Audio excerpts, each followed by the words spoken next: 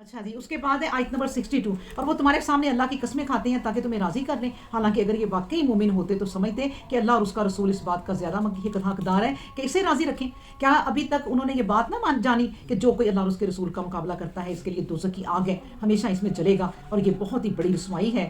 منافق اس بات سے ڈرتے ہیں کہ کہیں ایسا نہ ہو کہ ان کے بارے میں کوئی صورت نازل ہو جائے اور جو کچھ ان کے دلوں میں ہے وہ انہیں جتا دے۔ تم ان سے کہہ دو، تم تمسخر کرتے رہو، یقیناً اللہ اب وہ بات نکال کر ظاہر کر دینے والا ہے جس کا تمہیں اندیشہ ہو رہا ہے۔ اب دیکھیں نا، منافقوں کا بھی بیچاروں کا کیا حال ہے، وہ بنتے اچھے ہیں لیکن اصل میں اچھے نہیں بن سکتے۔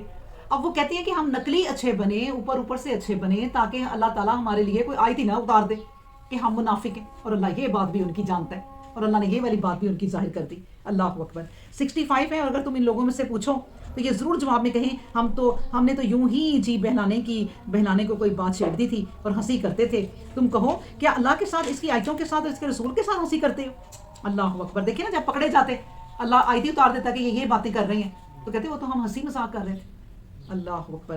بہانے نہ بناؤ، حقیقت یہ ہے کہ تم نے ایمان کا اقرار کر کے پھر کفر کیا، اور اگر ہم تم میں سے ایک گروہ کو معاف بھی کر دیں تو ہم ایک گروہ کو ضرور عذاب دیں گے، اس لیے کہ وہی مجرم بھی ہے۔ منافق مرد اور منافق عورتیں، اب عورتیں اور مرد اللہ نے دونوں کو کہہ دیا۔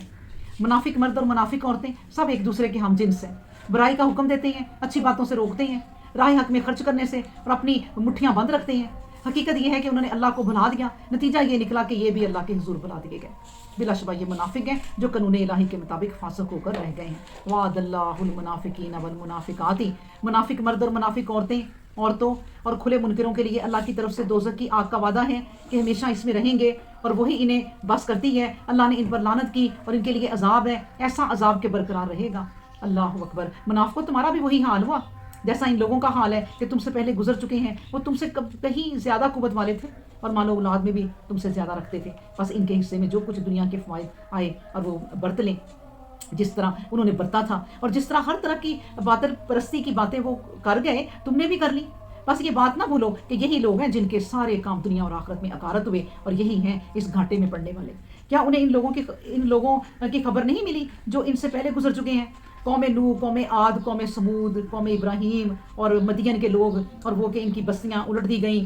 ان سب کے رسول ان کے پاس روشن دلیلوں کے ساتھ آئے، مگر وہ اپنے اندھے پن سے باز نہ آئے، اور ہرگز ایسا نہ ہو سکتا تھا کہ اللہ ان پر ظلم کرتا، مگر وہ خود ہی اپنے اوپر ظلم کرنے والے تھے جس سے وہ باز نہ آئے تھے۔ والمومنون والمومنات، اور جو مرد اور عورتیں مومن ہیں تو وہ سب ایک دوسرے کے کارساز و رفیق ہیں، نیکی کا حکم دیتے ہیں، برائی سے روکتے ہیں، نماز قائم کرتے ہیں، زکوٰۃ ادا کرتے ہیں، اور ہر حال میں اللہ اور اس کے رسول کی اطاعت کرتے ہیں اور اس کے فرما بردار بندے ہو کر رہنا پسند کرتے ہیں۔ سو یہی لوگ ہیں جن پر ان قریب اللہ رحمت فرمائے گا۔ یقیناً اللہ سب پر غالب آنے والا اور حکمت والا ہے۔ اور ان کے لیے کیا ہے؟ وعد اللہ المومنین والمومنات، ان کے لیے کیا وعدہ ہے؟ دیکھیں، منافقین کا پیچھے پڑیں، کیا وعدہ؟ وہی آئی، وعد اللہ المنافقین وعد اللہ المومنین۔ سبحان اللہ۔ مومن مردوں اور عورتوں کے لیے اللہ کی طرف سے نعیم ابدی کے باغوں کا وعدہ ہے جن کے نیچے نہریں بہہ رہی ہیں، اس لیے کہ وہ کبھی خشک ہونے والے نہیں، وہ ہمیشہ ان میں رہیں گے۔ نیز ان کے لیے ہمیشگی کے باغوں میں پاک مسکن ہوں گے، اور ان سب سے بڑھ کر نعمت یہ ہے کہ اللہ کی خوشنودیوں کا ان پر نزول ہوگا۔ سبحان اللہ۔ اے پیغمبر اسلام، کافروں اور منافقوں سے جہاد کرو اور ان کے ساتھ سختی سے پیش آؤ، کیونکہ کافروں کی عہد شکنیاں اور منافقوں کا عذر آخر حد تک پہنچ چکا ہے، بالآخر ان کا ٹھکانہ دوزخ ہے، کیا ہی بری پہنچنے کی وہ جگہ ہے۔ یہ منافق اللہ کی قسم کھاتے ہیں کہ ہم نے ایسا نہیں کیا، اور واقعہ یہ ہے کہ انہوں نے ضرور کفر کی بات کہی ہے۔ وہ اسلام قبول کر کے پھر کفر کی چال چلے اور اس بات کا منصوبہ باندھا جو نہ پا سکے۔ انہوں نے انتقام نہیں لیا مگر اس بات کا کہ اللہ اور اس کے رسول نے انہیں اپنے فضل سے تمانگر کر دیا۔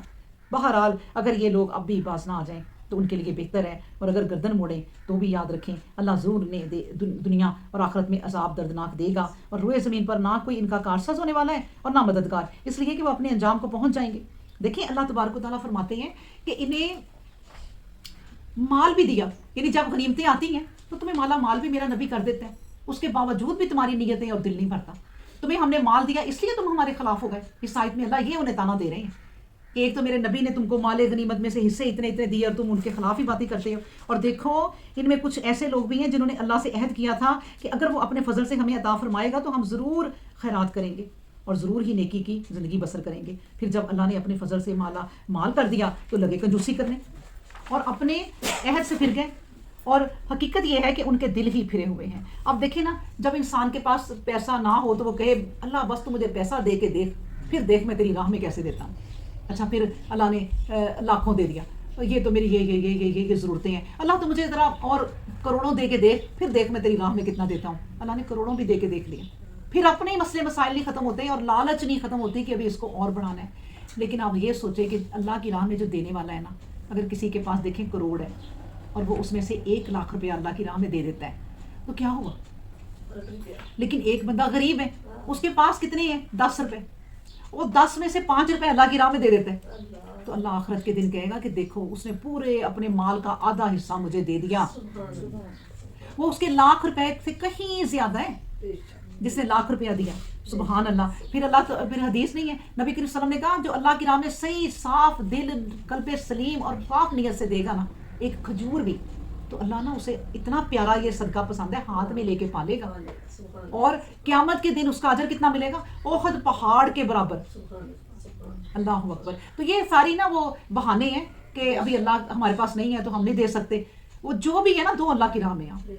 اب آپ کے پاس کچھ نہیں ہے دینے کو پیسے وغیرہ کے، دیکھتی ہیں کہ اس میں میں نے اپنے خرچہ کرنا ہے، تو کوئی آپ کو حقدار نظر آتا ہے نا، اپنا کوئی سوٹ ہی نکال کے دے دیں، اپنی کوئی چیز ہی دے دیں کہ یہ لو بہن تم یہ لے جاؤ، یہ اللہ وہ قبول کرنے والا ہے. اللہ اکبر. اس کے بعد پھر 78 کیا انہوں نے نہیں جانا کہ اللہ ان کے بھیدوں اور سرگوشیوں سے واقف ہیں اور یہ غیب کی کوئی بات اس سے پوشیدہ نہیں ہے. جن لوگوں کا حال یہ ہے کہ خوش دلی سے خیرات کرنے والے مومنوں پر ریاکاری عیب لگاتے ہیں، اور جن مومنوں کو اپنی محنت و مشقت کی کمائی کے سوا اور کچھ میسر نہیں ان پر تمسخر کرنے لگتے ہیں، تو انہیں معلوم ہو جائے کہ دراصل اللہ کی طرف سے خود ان پر تمسخر ہو رہا ہے اور آخرت میں ان کے لیے عذاب دردناک ہے.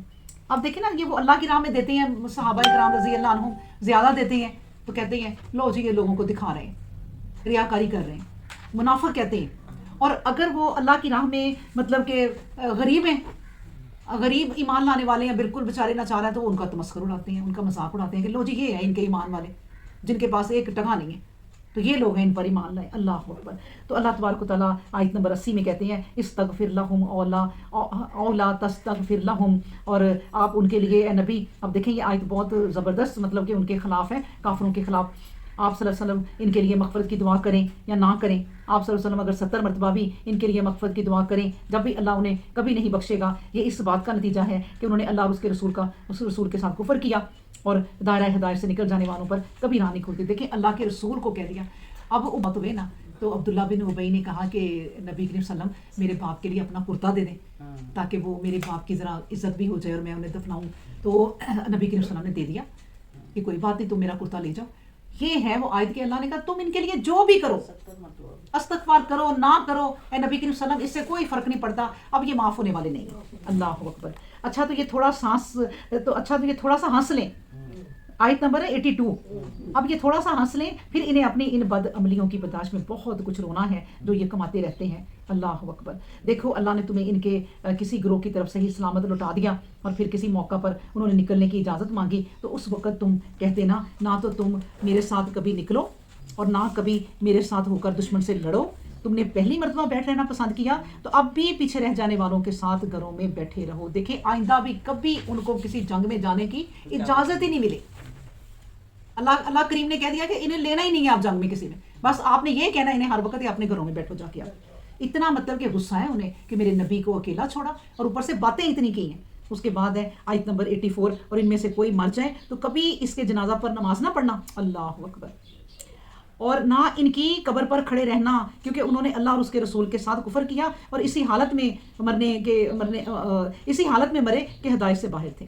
اور ان کے حال اور ان کے مال اور ان کی اولاد پر تمہیں تعجب نہ ہو، یہ اس کے سوا کچھ نہیں ہے کہ اللہ چاہتا ہے کہ مال و اولاد کے ذریعے انہیں عذاب دے اور ان کی جان اس حالت میں نکلے کہ سچائی کے منکر ہوں. اور جب کوئی صورت اس بارے میں اترتی ہے کہ اللہ پر ایمان لاؤ اور اس کے رسول کے ساتھ جہاد کرو، تو جو لوگ ان میں مقدور والے ہیں وہ تجھ سے رخصت مانگتے ہیں کہ ہمیں چھوڑ دیجئے کہ گھر میں بیٹھے رہنے والوں کے ساتھ بیٹھے رہیں. انہوں نے پسند کیا کہ پیچھے رہ جانے والوں کے ساتھ رہیں اور ان کے دلوں پر مہر لگ گئی.